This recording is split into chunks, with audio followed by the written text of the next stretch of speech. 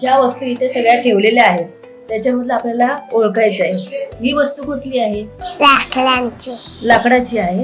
लाकडाची काठी. ही वस्तू लाकडाची आहे. दातणी, चपाती, चमचा. कशासाठी वापरतो चमचा? भाजी. भाजी हलवली. भाजी. काय आहे? बरणी. त्याच्यामध्ये आपण काय ठेवतो? डाळ. हा.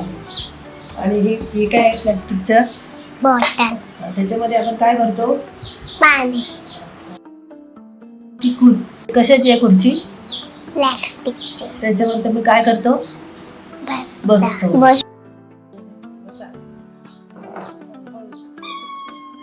टेबलाचे पाय कशाचे आहेत? लाकडाची. लाकडाचे. गुड.